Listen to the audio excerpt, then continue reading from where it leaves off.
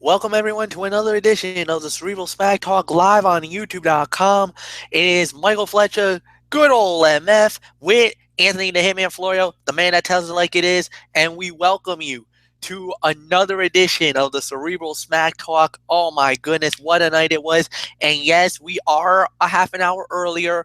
Work commitments of Anthony Florio and myself has forced us to start the show a little more earlier. Unfortunately, I don't believe Michael Bullock will be here tonight. We know Dee Dee Whitson will not be here tonight. So it's the two dudes with attitudes running the show tonight. And we got a lot to talk about.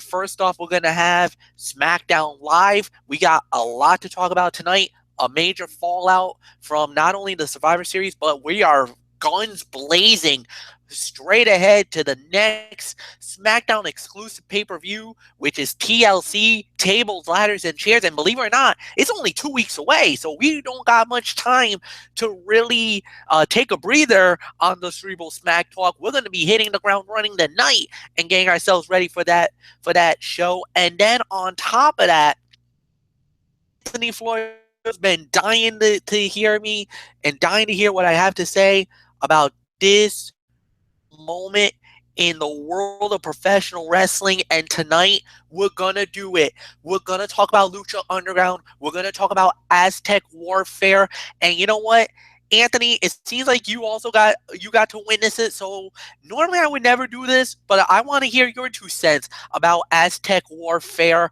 and the shocking moment, the glass ceiling breaking moment that has revolutionized professional wrestling as we know it today. But we'll get into that in a little while. But first off, as always, so we're going to start the Cerebral Smack Talk with the reason why we do this show every Tuesday night, Smackdown Live. And this time around, Smackdown Live was it was at the Canadian Tire Arena in Ottawa, Ontario, Canada, which is the home of the Ottawa Senators from the National Hockey League. And my goodness, what a way to start it. We started off with a promo segment. It was Shane McMahon in the middle of the ring. He was basically talking about Survivor Series. He was hyping the victory of the men's Survivor Series match, how they won over Team Raw, which was a major victory and a feather in the cap for Team Blue, praising Bray Wyatt and Randy Orton for being the last men standing in that fight. And then he was talking about personally how he was a little dinged up. He did get speared out of his Jordans by Roman Reigns.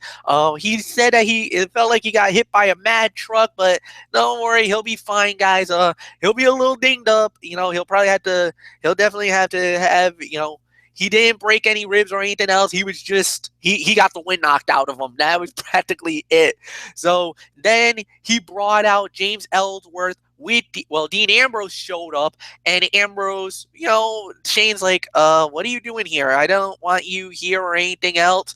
And he's like, well, I want to bring out a guy who really, sacrificed himself, who was true Team Blue, what happened on the Survivor Series, and was singly responsible for Braun Strowman being counted out and eliminated. That was a crucial elimination in the Survivor Series matchup. They brought out James Ellsworth, and as many of you guys know, dirt sheet wise, Ellsworth signed a contract with SmackDown Live. They were going to make it official on the show tonight. The next thing we know, AJ Styles comes out and he is flipping out. How dare him? He doesn't deserve it, and this and that. And it leads to our main event match of the evening: AJ Styles versus James Ellsworth, and more importantly, Ellsworth's SmackDown Live contract would be on the line in a ladder match. Now, here's another tidbit here.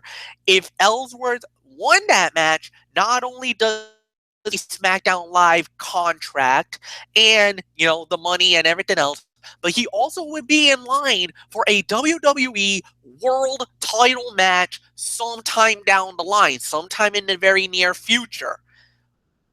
Well, we'll We'll find out later in the evening.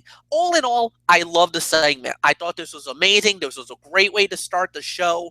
And this was, this was the status quo, cookie cutter, whatever you want to call it. I love Shane McMahon. I loved what he did. Dean Ambrose was amazing the whole night. He was the MVP of the show. That's all I'm going to say about this. Then on top of that, AJ Styles cutting a great heel promo. I had nothing bad to say about the phenomenal one. And Ellsworth, look, I like the guy. I know Florio's not on him. Neither is Michael Bullock. I enjoyed it. I thought it was amazing. So with that said, I'm going to toss it off to the man who allegedly says he tells it like it is, Anthony the Hitman Florio. It is all yours. Hey, what are you talking about? Allegedly tells it like it is, Fletcher. I am the man who tells it like it is. You know that. So whatever.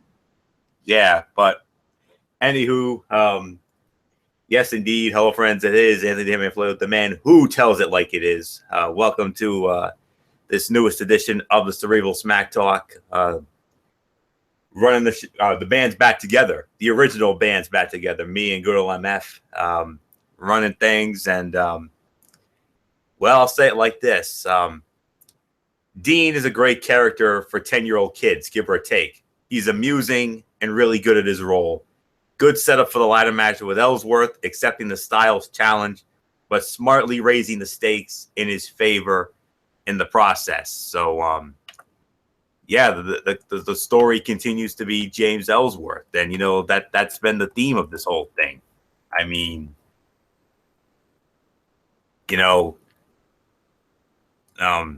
Styles and Ambrose are having what's called a proxy feud, running through James Ellsworth.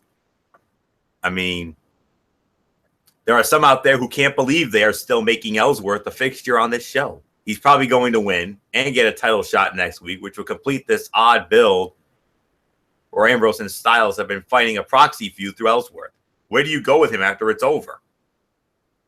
It's hard to imagine him doing anything but being a comedy act on the low end of the cards. So, but other than that, though, I will say it like this. This was the segment of the night. I do agree with MF's sentiment. So, I really don't know what else there is to say except, MF, let's just move on to our first match of the night, which was a very interesting way to start things off. It's not often we get these on SmackDown, but a championship bout? Oh, yes, indeed. And more importantly, an Intercontinental Heavyweight Championship bout. This was made by Daniel Bryan after he basically was like, you know what? You actually put ourselves in a very bad light.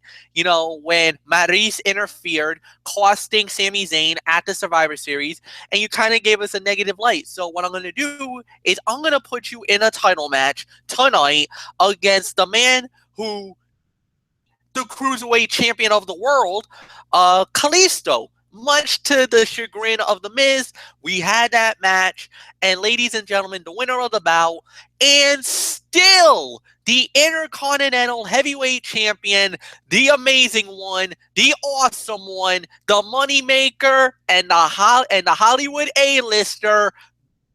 Once again, Baron Corbin sticks his nose where it doesn't belong and kind of influences the ending of the fight.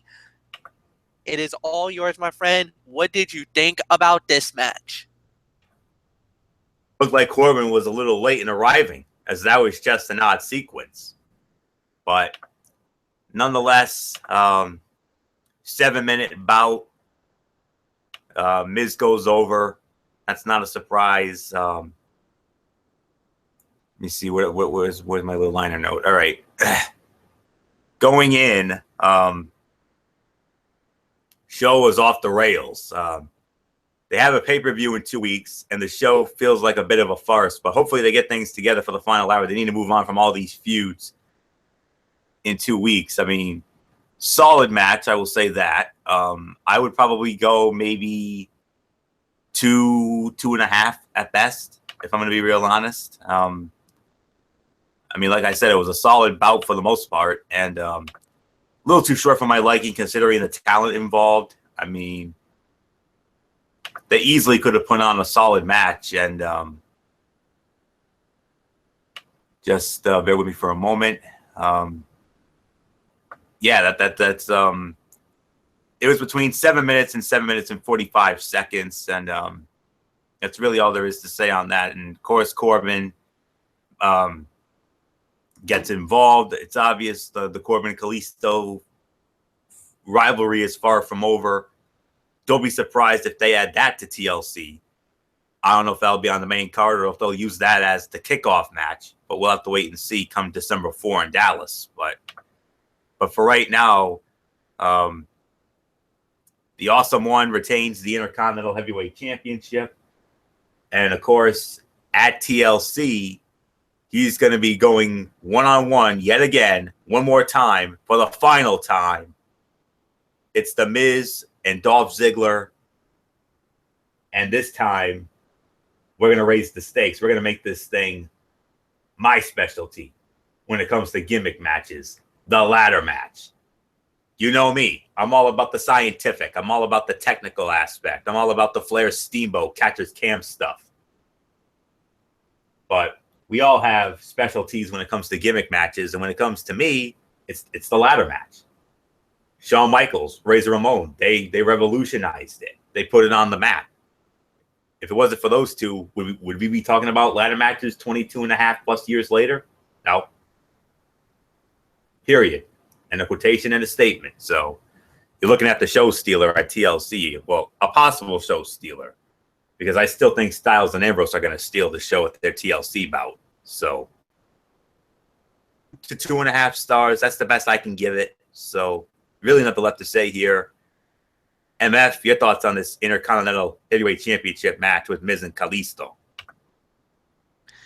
Yeah, no, I agree with that. I'll give it 2.5 stars. I thought this was a very good match. I liked how the body of work of everybody involved in the match was playing out, and it was a solid battle. I thought it could have been a little more better in certain areas, but I thought at the end of the day, I thought it served its purpose. I thought they did really well. So no, I agree with you for the most part. I thought it was a very good. It played out really well, and congratulations to The Miz for successfully defending the title. But as you notice, during the post-fight, Kalisto did get hit with the end of days again by Baron Corbin, much to the delight of The Miz. But The Miz didn't really have that much time to really celebrate because he got caught with a super kick right in the mush, right at the rampway by Dolph Ziggler. And here we go again. Ziggler and The Miz in a ladder match at TLC in just a couple of weeks. That's going to be one heck of a battle. And then on top of that, we also do have what I believe will be Baron Corbin versus Kalisto. And, you know, the main show, will it be on the pre-show? Whatever the case, this fight will happen. But Daniel Bryan also came out and was not happy with Baron Corbin, and he wanted his head on a platter. So he inquired, hit one of his own best friends. He asked for Kane to fight Baron Corbin, because if Corbin wants a fight, you can fight him, and that fight will go down later tonight. So we'll recap that when we get there. Next up, what undoubtedly was the most match in WWE. And boys, we had a gauntlet. This is to determine the number one contender for the WWE SmackDown Tag Team Championship. The winner of this will get a shot at Rhino and Heath Slater. I probably will figure this will be at the TLC pay-per-view event. So this is what we're going to do. I'm just going to give you the results of all the matches, and then we will give you a full rating on everything. So basically it's going to be 1, 2, 3, 4, 5, maybe 6 parts to this. And then we'll go into the overall review of this match. So teams that started it out was the Hype Bros and the Ascension. The Hype Bros, they won that that particular fall, they move on and they went up against Breezango. Breezango versus the Hype Bros. Breezango wins. They move on. They went on to face the next tag team. That was the American Alpha. American Alpha versus Breezango. Alphas win it. They advance. Breezango is out. The Vaudevillains comes out next. So it was Alphas and the Vaudevillains wins that match. They advance. They advance further, and the Vaudevillains are eliminated. Next up, it is them versus the Usos, and this was the end. So whoever won this was gonna be the winner, and the winner of the bout, and we thought at the time was gonna be the number one contenders are American Alpha. However, the team decided that they were going to get their opportunity, but that won't be until next week, and that is the Wyatts. They decided that they're going to put their 2 cents in here. However, we won't get them till next week, but as of right now, unofficially, the number one contenders and the team that will face Rhino and Slater, the Beauty and the Man Beast, it's gonna be American Alpha, Jason Jordan, Chad Gable. They will get the opportunity for now, unless the Wyatts win next week.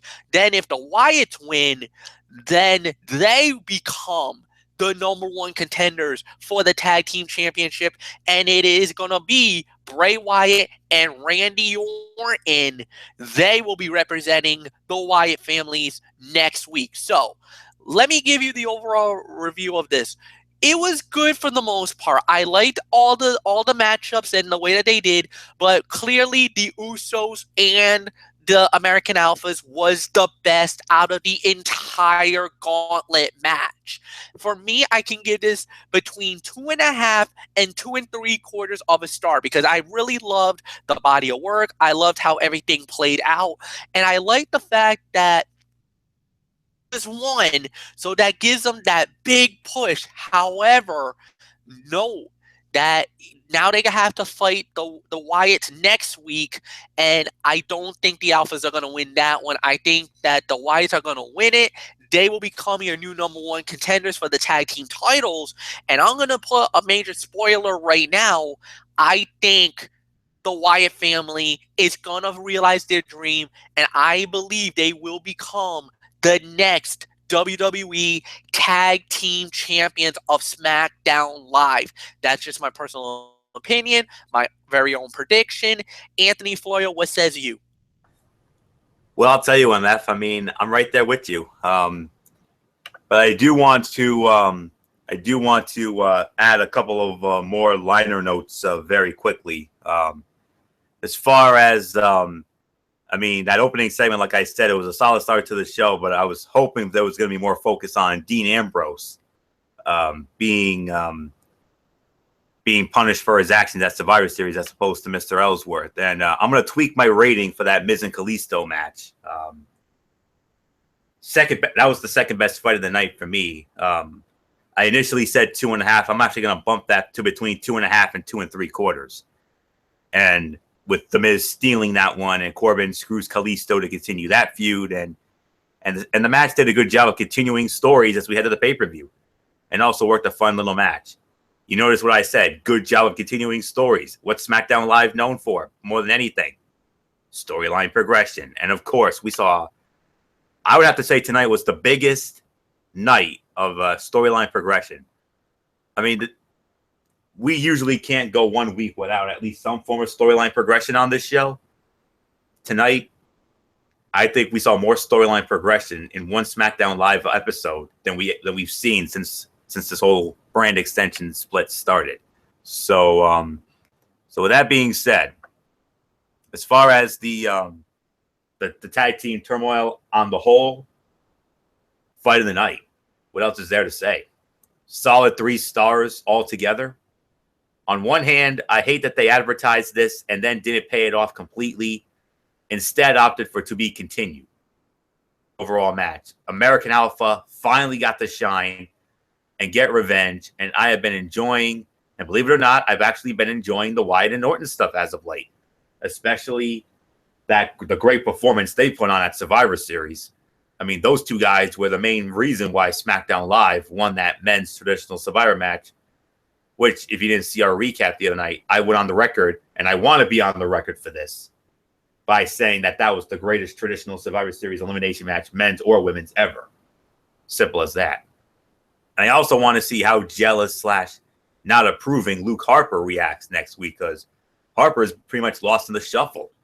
I mean, Bray Wyatt hardly acknowledged him. I mean, it's been all about him and Randy Orton. But at the end of the day, MF, I'm going to once again agree with you. I've got Wyatt and Orton going over. They're going to be the number one contenders. And when that match goes down, which presumably will be at TLC, we're looking at new tag team champions. I think Bray Wyatt and Randy Orton are going to win the belts. And then I think they'll hold on to it for a bit. And that could be where we finally get the explosion with Bray Wyatt and Randy Orton. That could be where Randy Orton possibly finally pulls the Daniel Bryan from a couple years ago, right here in our neck of the woods of Providence, and turns on him. And that could be where American Alpha will finally get their moment in the sun and becomes the SmackDown Tag Team Champions. Ambrose and Wyatt in the tag division, Orton and Wyatt in the tag division seems like the path to their eventual implosion. Like I said, they'll probably capture the championship and eventually lose it to Alpha, which would be a great way to transition the title to them. Tag team turmoil was amusing at first, but then got very good down the stretch, with the Usos and the Alphas carrying the brunt of the load. And that's pretty much all you can say on that. So if we're going to rate this on the whole, it's the fight of the night and a solid 3 stars, mainly for that interaction with the Alphas and the Usos. And you got to give it up for the Usos, man. I mean, say what you want about the Usos and whatnot, but the last 2 times we've seen them, that closing stretch with Sheamus and Cesaro in the tag team elimination match at Survivor Series, and then with the Alphas to close out turmoil tonight, the Usos, I got to say it, they've been the MVP of the tag team division twice in the last 3 nights. So Jimmy and Jay, in the immortal words of Carmen Sandiego, on behalf of myself and MF, we salute you. Let's move on, MF. All right, and with that said, we're gonna move on to the next part of the evening, and that was, if this thing will let me go, and we had a very funny backstage moment that was with Dean Ambrose, as he was dressed like the Mountie, the Canadian Mountie, and he did do the Mountie always gets his man. I'll bet you somewhere Jacques Rougeau must have had a Cheshire cat-like grin somewhere in his home country, at least. And then on top of that, we did have some women's action. Becky Lynch versus Natalya. Becky Lynch won the match with the disarmer for a tap-out victory. But if you notice, Alexa Bliss was at ringside. She jumped Becky.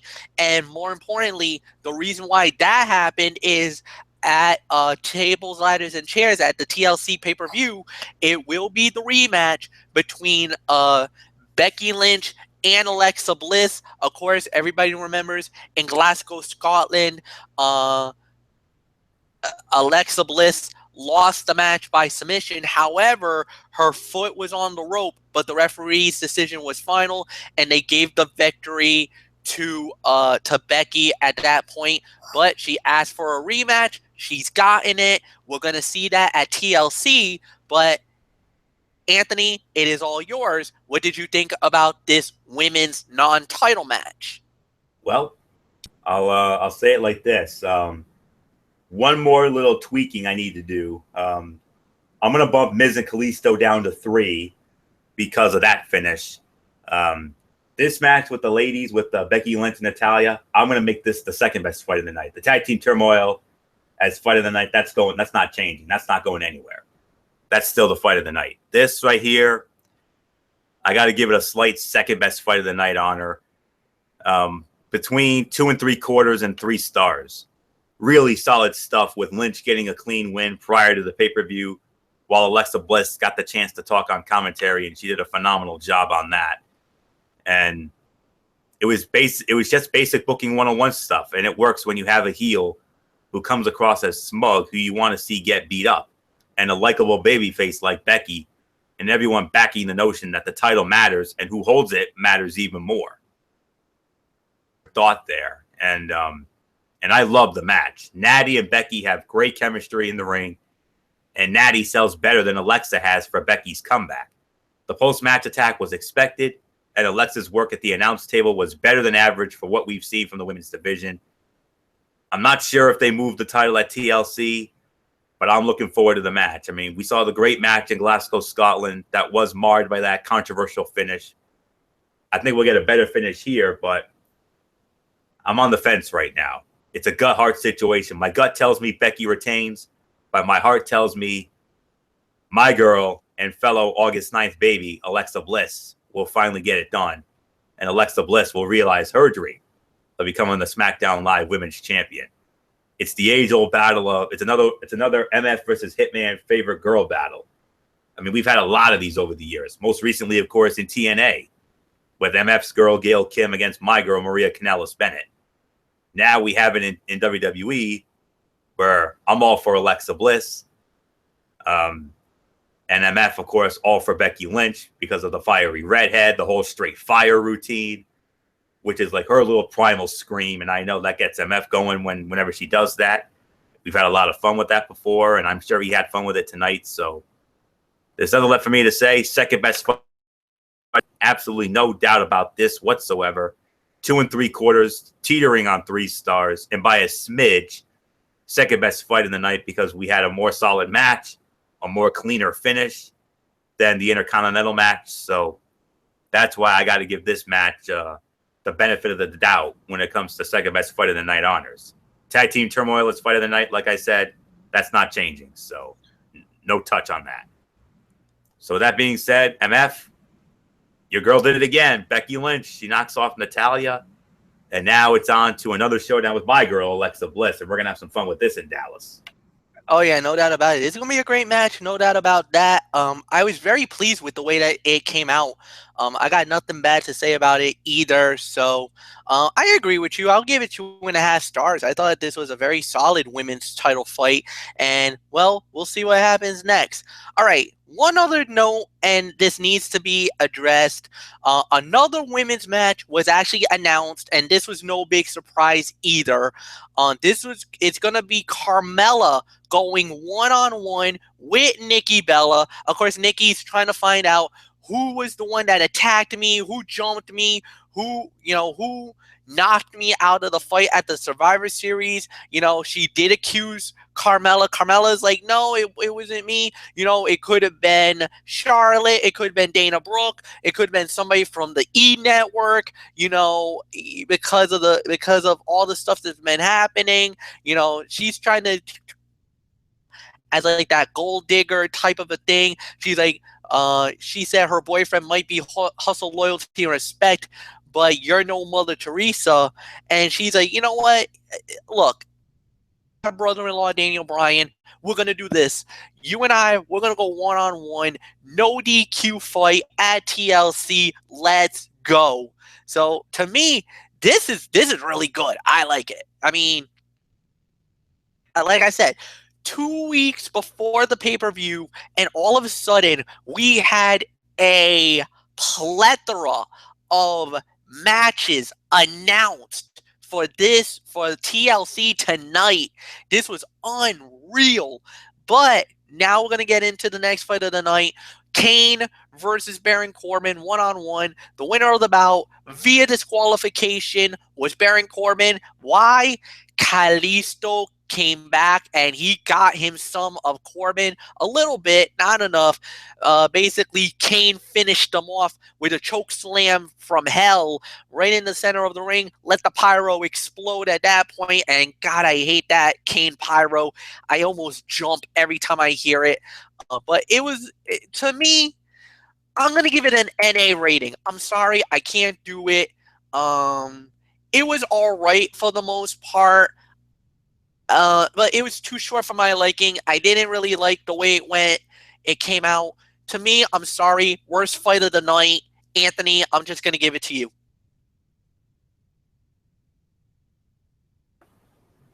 Yeah, I'm right there with you. As far as the other thing goes with Carmella and Nikki Bella, and as far as TLC on the whole, right? TLC is getting booked, got booked in a hurry tonight out of necessity, but it's coming together nicely. And here's a little food for thought.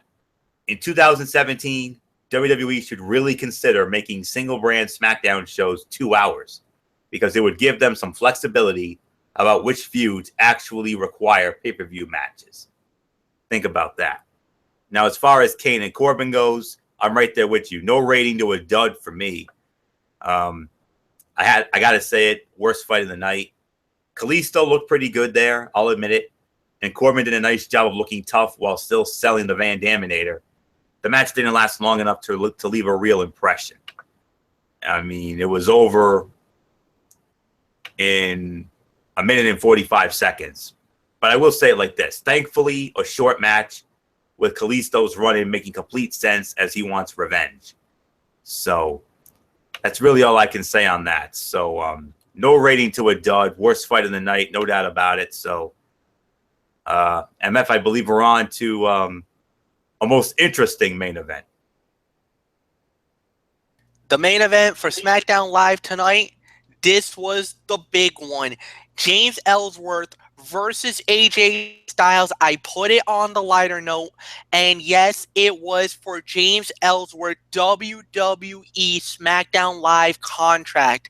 If he wins the match, not only does he get the SmackDown contract, but a future WWE World Title match sometime down the line.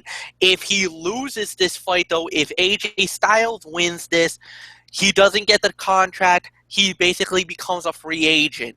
The winner of the bout, Ellsworth, he wins it. He gets the contract. He'll get a future title match.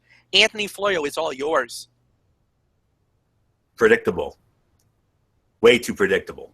I mean, we all knew Ellsworth was going to win this match because there was a dirt sheet that came out last Friday. I believe it was last Friday, in which James Ellsworth was at an independent wrestling show. I think it was Big Time Wrestling, I believe. And he actually announced to the public on that show that he had signed a full-time WWE contract. So this was a given. 2 stars for the effort. I mean, it was over in 5 minutes and 40 seconds. I get that the angle is Ambrose messing with AJ and using this dude to make it even worse. But it only works because of AJ's work and the fact that Ellsworth is such a wacky-looking character. Yes, it's fun at times, but I also feel that we're wasting a lot of AJ's title run with all of this stuff. It also feels very WWE, rind something, run into the ground. And it was, like I said, it was predictable. Let me just say it like this. I wish they would put the same effort into getting James Ellsworth over. I wish they would use that same effort on guys like Sami Zayn and Cesaro, or better yet, the Cruiserweight division. But they got a lot of booking done for TLC on this show, which I got to be honest, not a bad thing by any means. That was a very good thing.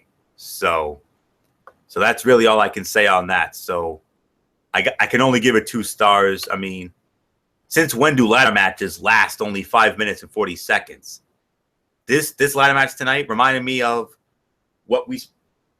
many of the ladder matches we've seen in TNA. That's all I can say. It felt like a TNA style ladder match, and AJ Styles should know all about that because he was in a few of those, as I recall correctly. So that's really all I can say on that. So only 2 stars. That's all I can give it. So predictable outcome. You knew that was going to happen. So everybody and their mother knew it was coming. I mean, we all read the dirt sheet, for goodness sakes. So that's it. 2 stars. MF, your thoughts on this TNA-like ladder match, if I'm being honest? Yeah, two stars is the rating. I'll give you that. Yeah, it was very TNA-esque. I think we can definitely gripe about it a little bit because we were thinking it was going to be something a little more better than that.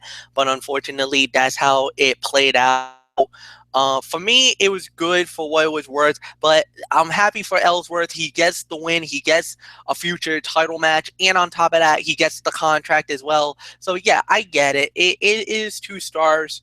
The overall rating, I thought this was a damn good show. I thought, with a lot of newsworthy stuff heading into TLC, and plus some of the matches were actually really good. I loved the women's match. I thought the gauntlet match was clearly fight of the night. A solid, okay Intercontinental title fight, which really was a good place setter to start the show. And more importantly, there wasn't that much, in the way of story of like segments on the show. It was catered more for the wrestling than anything else. We only had one in-ring segment, which was right at the very beginning of the show, which I had no problems with. So for me, I could give this easily 7 to 7.5 out of 10. I thought this was a very good show, a very solid show. Nothing bad to say. Anthony, what's your overall rating for tonight's show? I'm just gonna go straight up solid 7 out of 10. That's how high I'm gonna go. I felt that tonight's show was good, fun, and a bit chaotic in a good way. Following up on the established angles and setting the stage a lot for TLC. Although the Ellsworth stuff is nearing its expiration date with me. However, it was an easy 2 hours to watch. Like how many of these weeks? Almost every week. So that's all I can say about it. We all know SmackDown Live is known for their storyline progression, but tonight it was on full display. And like I said, I have since this whole thing started back in the summer, no SmackDown Live episode had more storyline progression than this edition of the show tonight. And they need to be commended for that. We got to salute them for that, a la Carmen Sandiego. That's all I can say on that. So solid 7 out of 10. I'm not going to tweet it. I'm not going to tweak it. 7.5 would be possibly the absolute best, but for me, all I'm going to give it is a solid 7 out of 10. So that's really all there is to say on that. So well done, SmackDown Live. Keep up the good work, the continued great work, I should say, and storyline progression at its absolute finest. Well done. So, all right, I've been looking forward to this. This I gotta say, this is probably the most anticipated Mikey's Mindset since we started doing this show. So, MF, I know it's a big one for you. Thanksgiving Throwdown with the RWA, and if you're wondering about my thoughts on the Lucha Underground, yes, I will be more than happy to share my thoughts on that. All right, we'll get into the Lucha Underground in just a matter of moments. RWA had their Thanksgiving Throwdown at the XWA Arena in West Warwick, Rhode Island this past Saturday night. Now, I don't have full results, but I do have some details of certain matches. Between T Phoenix and David Baker, T Phoenix won that match. It was a good, solid fight from what I've heard. In the fantasy Survivor Series match, the sole survivor was Jack Connor, Jammin' Jack Connor. He won that bout. He was the sole survivor. He won it for his team. In the RWA Tag Team title fight, new champions were crowned as it was the Middlesex Express. They defeated President God Devin Blades and Tommy Trainwreck, the Minutemen. They unseated them. We have new champions in the RWA Tag Team division. On top of that, we also had the Terror United, the Family of Terror, Asana, Dick Lane, and Tom Millington. They all won in that triple threat, in that 6-person tag. And in the main event, the Thanksgiving Throwdown match itself, the ace, Mike Montero, outlasted 36 other competitors and was the last person standing in the ring. He is the 2016 Thanksgiving Throwdown winner. And if RWA does continue with their business in this promotion, then Mike Montero is guaranteed an RWA Triple Crown Championship fight sometime in the very near future. So, I did say there is no Ring of Honor this week because I wanted it to focus it on Lucha Underground, which was Aztec Warfare 3. And let me just give you the rules of the Aztec Warfare. It is 20 competitors. Basically, you are eliminated by either pinfall or submission, Royal Rumble style in that aspect, because it's every 90 seconds thereafter another participant enters the ring to the number that they drew. So you're talking about the original Royal Rumble, the 1988 Royal Rumble version, where there was only 20 superstars instead of the 30. So it started out with the champion Matanza Cuerto. The number 2 entrant was Johnny Mundo. The number 3 entrant was Son of Havoc. Number 4, Jeremiah Kane. Number 5 was Pentagon Dark. Number 6 was PJ Black. Number 7, Mariposa. Number 8, Rey Mysterio Jr. Number 9 was Dr. Wagner Jr. Number 10, Marty the Moth Martinez. Number 11 was Jack Evans. Number 12, Sexy Star. 13 was Ricky Mandel. 14 was Mascarita Sagrada. Number 15 was Famous B.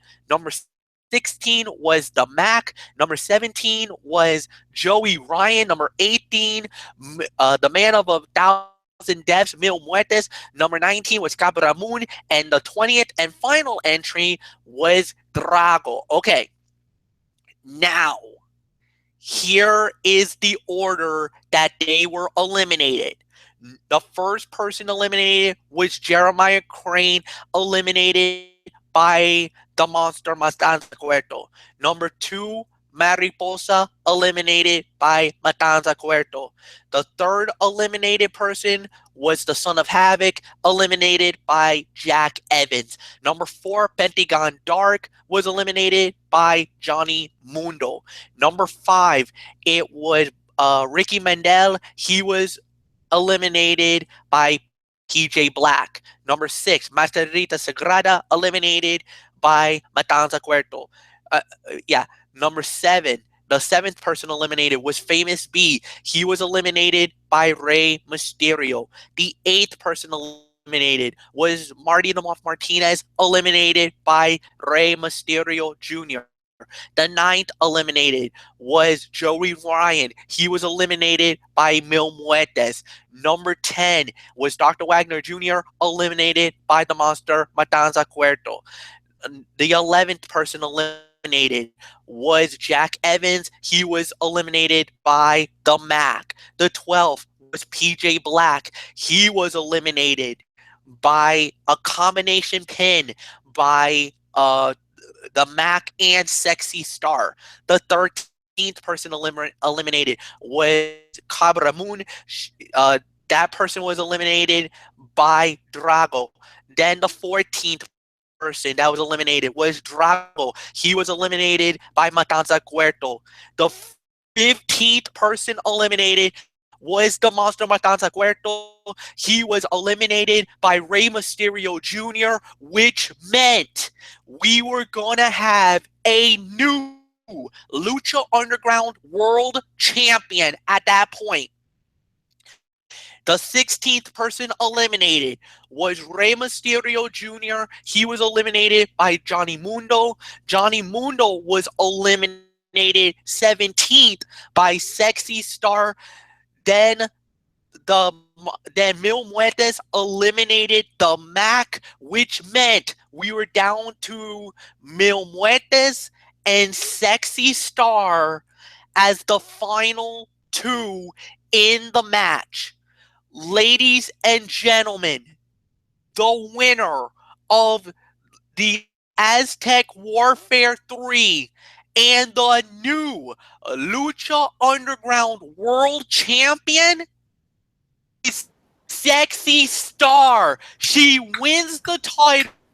She put the double foot stomp through a table on the Mil Muertes for the 1, 2, 3. She has broken the glass ceiling that has never been broken in professional wrestling history, other than Kimberly when she won the Chikata World Championship, which is their male heavyweight championship of the world.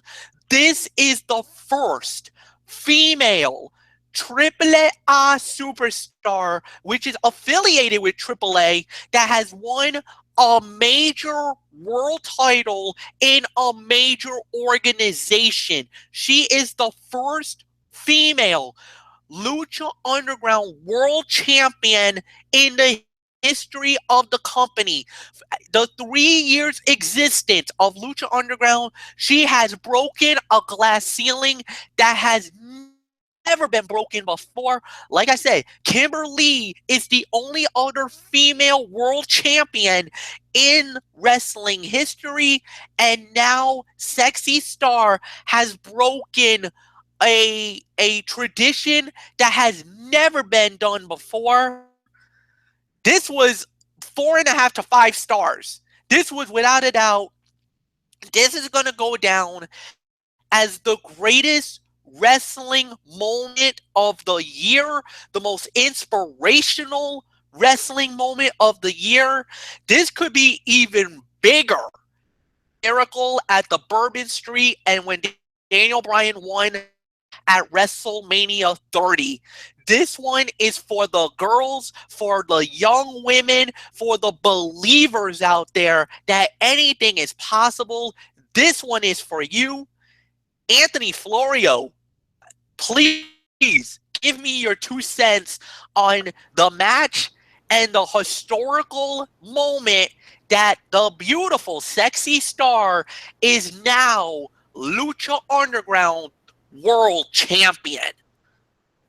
It's not 4.5 to 5. It's straight up 5 stars, MF. I mean, we don't have to range it from 4.5 to 5. No, this was straight up 5 stars. And you can make an argument that this is my match of the year in professional wrestling. I mean, over the last week, I've already seen 3 candidates. I've already got my top 3. The only question is, how am I going to rank them? That's all I can say on that. Because, I mean, this is how it all started. It started with Aztec Warfare 3. I mean, Wednesday nights, I'm going to be real honest with you. Wednesday nights is my Bible study night at my church, and I DVR'd the Lucha Underground. And when I got home and I fired that DVR up and I saw what happened, I was blown away with how unbelievable the bout was. I mean, it's basically a Royal Rumble match that has weapons and the whole 9 yards, and they open it up to both men and women. I mean, whereas WWE does not do that. I mean, it's all about the men when it comes to their Royal Rumble match. But I mean, from start to finish, the action was hot, heavy, held my interest, and I was never bored 1 second. And wow, I mean, Sexy Star becoming the first ever female world champion to win a men's recognized world heavyweight championship. I mean, that's freaking awesome, man. I mean, I actually knew about that before. I actually read the taping spoilers online. I read some dirt sheets, and when I read that Sexy Star when I saw that Sexy Star was going to win Aztec Warfare 3 and win their World Heavyweight Championship, I was like, what? I'm like, they actually had the balls to do this? Awesome. WWE missed a golden opportunity 17 years ago, back in 1999, with the late, great China, Joni Lauer. You remember, she passed away back in April of this year. They had a golden opportunity to have her challenge then World Wrestling Federation champion Stone Cold Steve Austin in the main event of that year's SummerSlam. If only they had had the balls to do it, it could have gone down as one of the greatest moments. That could have gone down as one of the greatest moments in the history of professional wrestling, hands down. I mean, I hate the fact that they didn't do it. They got cold feet, obviously, and that's why they ended up going with the triple threat match with Mick Foley and Triple H being involved, and China being nowhere near that bout, which was a crime, a crime against humanity, if I'm being honest. I think her and Austin could have torn the house down. And in the immortal words of myself and Derek Ferreira, that's our biggest. You've heard of our what if files? That's far and away the biggest what if file. What if WWE had the balls to push China against Stone Cold in the main event of SummerSlam? That could have been the greatest big money bout in the history of professional wrestling, right there, hands down. But sadly, that never happened. And boy, howdy, what if it did? It would have been something beautiful. But we got something beautiful anyway. Sexy Star. I mean, I know the name. I mean, I knew who she was even before Lucha Underground happened. I mean, I followed some of MF's covering of the Mexican wrestling there, the Triple Mania and all that good stuff. That's how I knew Sexy Star. And I mean, this match lasted the whole hour. Yes, there were commercial breaks, whatever, but who cares? Friends, you gotta go out of your way to see this. You really do. If you miss this, you're gonna regret it. I mean, I know if I had missed it, I would have regretted it because I wanted to see how this match turned out. And there's nothing left for me to say here. I mean, the match was unbelievable. It delivered in every aspect. I mean, when I heard that this match was going down, when I was watching, I've been watching it over. I started watching Lucha Underground 4 months ago, in the summertime. It was right around when I think it was when the Ultima Lucha Dos went down, the Ultima Lucha Dos 2, and that's when I really started getting into this, and because of all the action that went down. But what really did it for me was Matt Stryker on commentary. I mean, you should have heard how emotional he got. I mean, he got emotional too. I mean, at the end, as it was signing off, he was like, "Congratulations to the new," with the biggest crack in the voice I ever heard. I mean, I got goosebumps when I heard that. Awesome. That would have been like MF doing that. But there's nothing left for me to say except my heartfelt, I mean, on behalf of all of us here at the Wrestling Forum, we want to send out our most heartfelt and deepest congratulations to Dulce Maria Garcia Rivas, who shares a birthday with my mother. Yeah, she was born the same day as my mother. Yes. I mean, how about that for a little Tony fun fact? Sexy Star was born on the same day as my own mother. That's pretty damn cool, if I'm going to be real honest with you. Just like Michael Bullock shares a birthday with Michael Cole. Another Tony fun fact for you. Boom. So that's all I can say about that. And Sexy Star is actually a mother in real life too. She has a child. So when you think about her journey and the whole 9 yards, from the Estancia, Asesoria, Administración, the Reina, when she was the Reina de Reinas champion in Lucha Underground and Shimmer and boxing and the whole 9 yards, she's come a long way, and she just broke the glass ceiling. And I only hope that someday WWE, TNA, or any other professional wrestling promotion other than Chikara and Lucha Underground had the balls to do what they did with Kimberly. And I mean, that Kimberly thing was news to me because, you know, I'm not really big on the independent scene like MF is. Heck, Derek Ferreira as well. But I started getting into Lucha Underground. I'm going to tell you right now, this Aztec Warfare 3 match cemented it for me I am now the newest member of the Lucha Underground fan club. I mean, I am going to be watching this sucker religiously each and every Wednesday night going forward until this season is over, until we get to Ultima Lucha Tres. And I'm already looking forward to that sucker, especially that women's bout with Ivelisse and Katrina. Oh, that's going to be hot stuff. Believe me. So well done to all the men and women involved, even those folks. And there are some personalities down there that I cannot stand. Looking at you, Famous B. But other than that, 5-star classic, Shakespearean drama at its absolute finest, especially the closing stretch.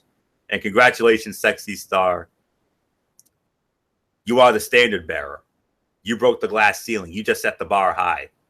And to all your other professional wrestling promotions out there, I hope one day you'll have the balls to do what Lucha Underground did by putting the World Heavyweight Championship on a female performer. Not just any female performer, one of the most gifted and talented female performers of all time.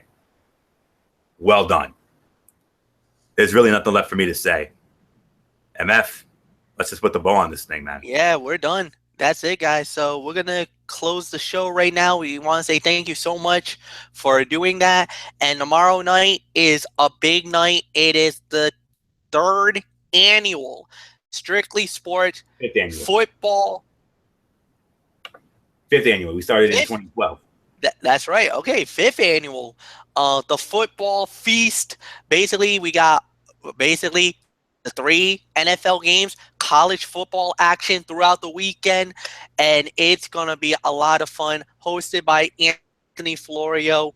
Michael Bullock will be here. I will be here. 21 games. Oy, oy, oy. It's going to be a long night. Total NFL games, 18 top 25, including a college football playoff implication game. Game of the year. Ohio State and Michigan. Game of the year. Number 2 versus number 3. Something's got to give. We'll do that tomorrow night, 10:30 Eastern, Tone 25, YouTube.com. Until then, for Anthony Florio, I'm Michael Fletcher. You know the routine, everybody. Hugs and hand pounds. We're out. Thank you so much for watching this. Please like the video, share it with everybody on all of the social media platforms. And until then, so long for now. Have a good night, everybody. Bye-bye for now.